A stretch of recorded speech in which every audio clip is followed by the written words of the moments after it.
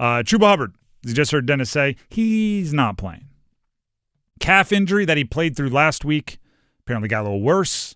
Unable to play through it this week, which means it's a Rico Dowdle game.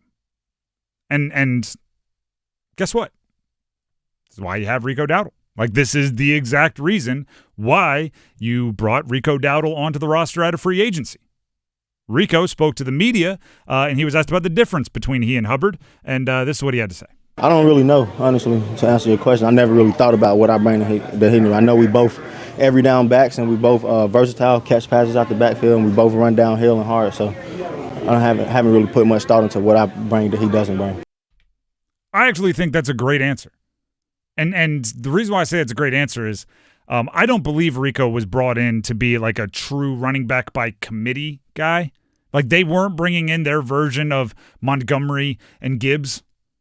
It was Chuba Hubbard's going to get the ball a lot, and running backs that get the ball a lot sometimes get hurt. And if he gets hurt, we want to have somebody that we can put in the offense and not change much. Right? We don't want to have to go, all right, well, now we can't run between the tackles, or okay, now we can't throw the ball to the running back, or now we can't trust him in pass protection. We want a guy that we can just slot into that position and keep it moving. Canales, the architect of the offense and head coach, was asked what it means to not have Hubbard. We just couldn't get Chuba around quickly enough to feel confident to put him out there, so we thought this would be a good week to get him back to strength, back to health. We'll keep working on him through the weekend and then take a look back at him early next week. Rico, just expecting him, just like always, go in there, run the runs we call, and run with the type of intensity and energy I know that he can. So we're counting on him, counting on Trevor, Etienne to get in there and get his share of the action as well. The injuries are starting to add up. Chuba's injury is significant, but they did use the proper safety net, right? They did go and grab Rico Dowdle, so you hope it won't be any kind of a death blow to your offense. But it is a part of, right? The way that a roster is all connected. Missing on so many draft picks for a variety of reasons over the last, call it 5 to 10 years, like half decade to a decade, has really ruined any chance the Panthers have had at building depth in their franchise, building depth on their roster. So, for example, right, and some are within their control, some are without their control. Some are bad evaluation, some are bad luck. There's a lot of both. Some are bad maneuvering on draft day, right, trading up when maybe you didn't have to, taking a guy a few picks before another really good player. Like, there's a lot of different ways to lean on it, but Jonathan Brooks was a second-round pick running back, okay? Now, whether you say it was bad evaluation because they drafted a guy with a hurt knee and he hurt his knee, or whether you say it's bad luck and an injury can't be predicted, right? I don't care which one you think it is directly tied to, all right, Jonathan Brooks should have been the number 2 running back. He gets hurt. They can't depend on him to be the number 2 running back.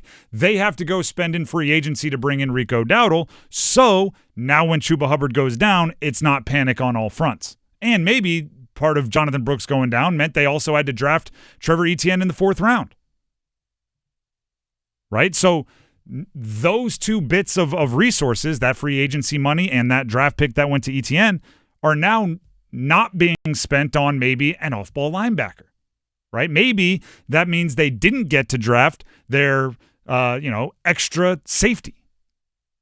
Right? And that is how missing on draft picks, even if that position doesn't come back to bite you, right? Even if that position isn't the one, it's like, well, okay, we missed on Jonathan Brooks, but running back isn't our issue. We have Chuba and Rico and Etienne if we need him. And it's like, yeah, but you had to go get Rico and Etienne, and you probably wouldn't have had to if you had Brooks, and then you have a surplus, right? You have extra cash, you have extra draft picks to go spend it on parts where you don't have depth. Because I made this point earlier in the week. In a strange way, the injuries are hitting the Panthers where they can afford to get hit. Right? The injuries, for the most part, are offensive line, wide receiver, now their leading running back. Those are 3 of the 4 positions that they actually had a little bit of depth. Defensive line a little bit as well. Turk Wharton, Pat Jones. Very similar, especially interior defensive line. They had the ability to eat some of that. So like, imagine if those injuries hit safety, off-ball backer, obviously quarterback, but that's for every team. Yeah. Like there are certain positions where or corner, where their depth simply isn't there. And that doesn't mean they messed up in those positions. It means they messed up somewhere and then had to use the resources on those positions. And no Shaw Smith-Wade this weekend either, out with a chest injury. So now he's your nickel corner. How do you adapt around that? Can Corey Thornton play in that spot? Do you go big nickel and put more Lathan Ransom out there? So they have to adjust around, again, a very thin spot, like you said, at corner. And it's not like you want to look at this past summer and go, how did they let this happen? It's not a this past summer mistake. It is a mistake that has been made in increments over the last decade. You miss on a draft pick, you got to use something else to fill that hole, creating a hole somewhere else, and you just keep taking from Peter to pay Paul, right? You're taking money out of your right pocket to pay your left pocket, and you're not making up ground. The injuries are piling up, and because of the way the drafts have gone in the last half decade plus, the injuries will sting the Panthers worse than they will sting a more functional, better run organization. And it's not all Dan Morgan, because obviously he's only taken over recently. You can't blame him for draft picks made 7 years ago when maybe some of this started, right? The first bit of the string of the sweater was pulled. But I do think there is everyone along the way that's had decision-making power has kept pulling at the string rather than getting the scissors, right? And cutting it and moving on. They keep trying to solve it all kind of too quick.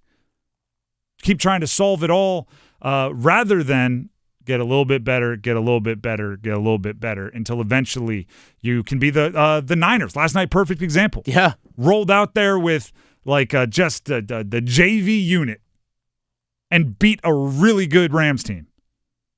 Because they have drafted well, they've developed well, they have analyzed the free agency market well, they've spent wisely. So when Kittle's out and Ayuk's out and Jennings is out and Pearsall is out and all of these guys are out, they have players that can step up. Kendrick Bourne, right, just off the scrap heap, making plays. And Brock Purdy out. Brock Purdy out. Mac Jones, I mean, Kyle Shanahan's gonna get a nice dinner from Mac Jones because he just made himself probably $20 million on his next contract. Like that is a direct result of John Lynch and Shanahan being pretty good at frankly evaluating football players. And even when you miss on something big like Trey Lance, they're so good elsewhere that they didn't miss a beat. The Trey Lance mistake is as bad, if not worse, than what the Panthers did with Bryce Young. I would almost say it's worse. That makes it even more impressive. Yeah. Because as bad as that was, finding a franchise quarterback in the 7th round is equally as impressive, and they negated each other almost immediately. The Panthers are going to have to be really resilient from here on out, which is ironic because that is a direct test of something that I believe has been a weakness for them. Right? They're going to have to stare at a roster that is not as good as the one they had last week, 2 weeks ago, due to injury, and say, we're going to play better regardless. That is a resilient attitude from a team who I think their biggest weakness so far this year has been when staring adversity in the face, they've wilted rather than bowed their neck. So now it's like, all right, so last week you crumbled under the face of adversity. This week we're going to put you in adversity, but we're going to take away your offensive leader. Good luck. It's like missing a 3-point shot going, no, I know the problem. I was too close. Moving back to half court. It's like, you might make it, but it's probably less likely.